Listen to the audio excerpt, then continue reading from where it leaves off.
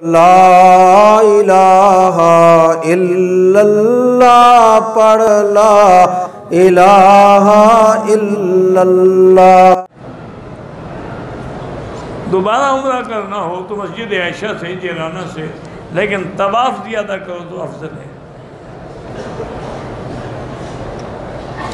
میں نے احرام استعمال کیا، دوسرے سال اسی کو استعمال کر سکتا ہوں، بالکل کر سکتے ہیں۔ بہرحال حل کرانے سے پہلے ہوٹلوں میں خوشبو والا صابن رکھا ہوتا ہے، اگر پورے سر پہ وہ خوشبو والا صابن لگایا ہے دم پڑ جاتی ہے۔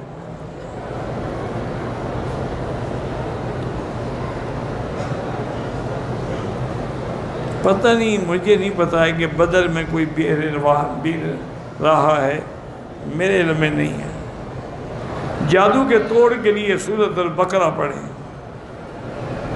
اولاد والدین کی نافرمان ہو، والدین ان کو معاف بھی کر دیں، ان کے لیے ہدایت کی دعا بھی کریں۔ کعبے کی دیواروں کو چومنا منع ہے۔ کہتے ہیں جی اس وقت پوری دنیا میں دعوت و تبلیغ کا کام ہو رہا ہے، لیکن دو گروپ بن گئے ہیں، دونوں کام کر رہے ہیں، کوئی بات نہیں، جس کے ساتھ بھی رہو چلے جی، اصل تو کام مقصد ہے۔ بغیر گواہوں کے نکاح نہیں ہوتا۔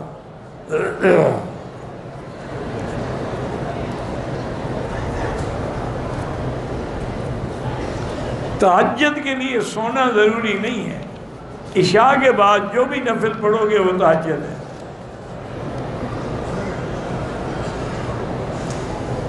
اگر ایک آدمی کی ڈیوٹی ہے، وہ ساری رات جاگتا ہے، بالکل تہجد پڑھ سکتے ہیں۔